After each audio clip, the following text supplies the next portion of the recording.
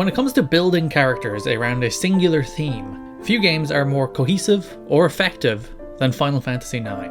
Rather than have each character tell a distinct, separate story like a majority of RPGs do, Final Fantasy IX instead opted to build each character around a variation on a theme.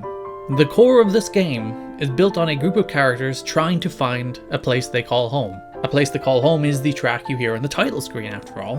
It's not like they're trying to hide it.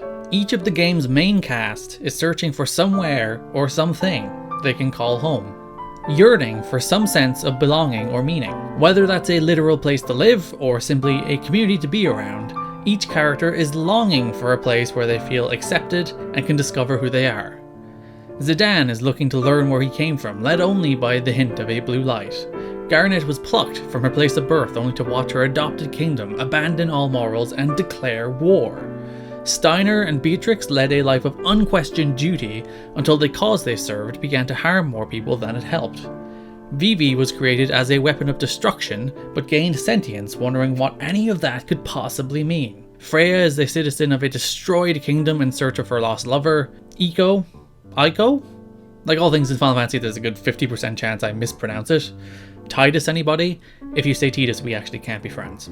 Eiko is the sole survivor of an ancient summoner race, living alone in her crumbling city. Amaranth is a mercenary loner who learns that the key to victory is the people around you. And Quina just wants some nice food, I guess. Finding home is central to each character's journey. Nowhere in the game is that core theme more clearly and interestingly featured than the Black Mage Village.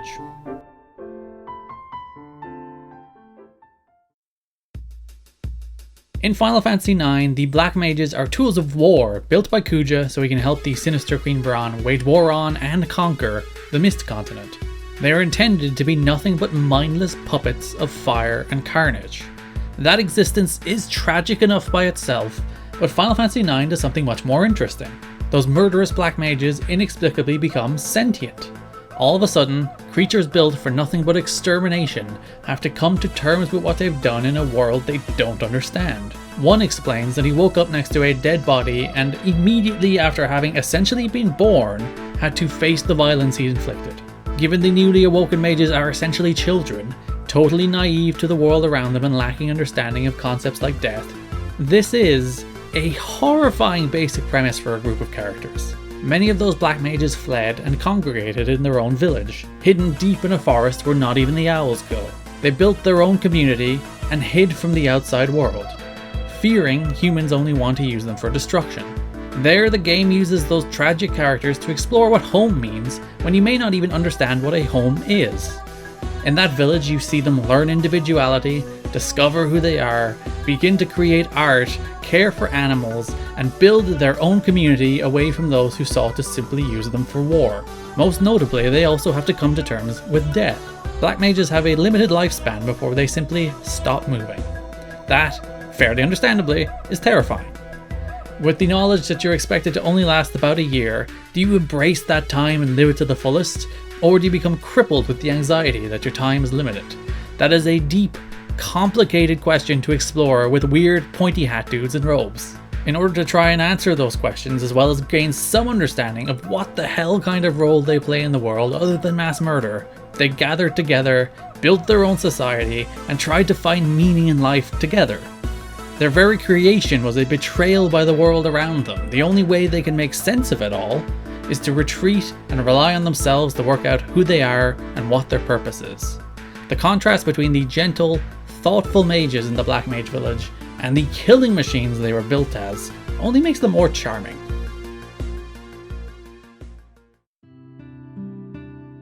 The most interesting character in the village is Black Mage number 288, a very distinct name for one of the better non-playable characters in the history of the Final Fantasy series. He is the de facto leader of the village, as he seems to be a great deal more perceptive than his brethren.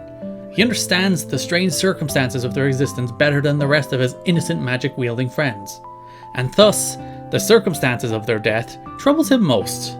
He knows all the friends that helped him build their community are gone, and never coming back.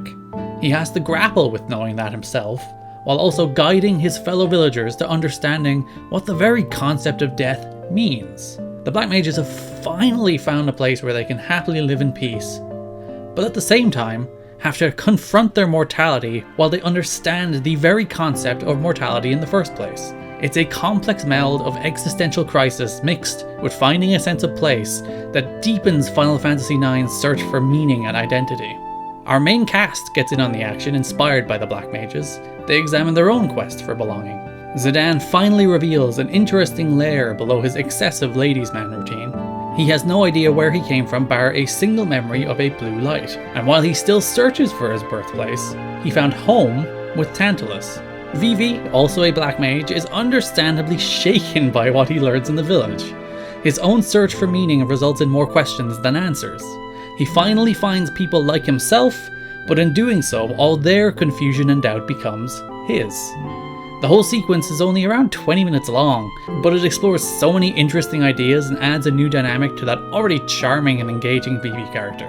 Not to mention, from the music, to the Straw Huts, to the personality-filled characters, to caring for the chocobo named Bobby Corwin, the Black Mage Village is one of the most memorable places in any Final Fantasy game.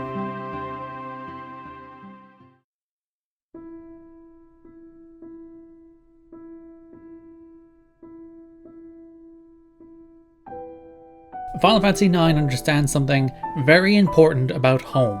It is not simply where you're from, where you're born, or where you live.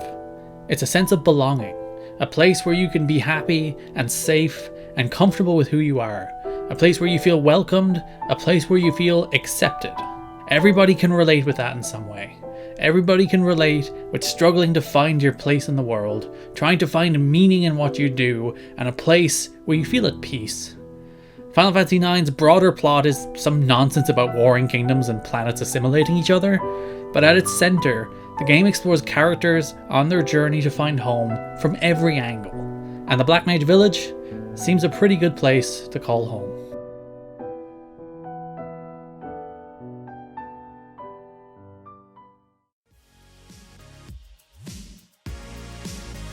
Thank you so much for watching. If you like this video, leave a like or subscribe or a nice comment, or just shout out your window to some stranger that's like, oh, this video is really good, and I'm sure they'll know what you're talking about.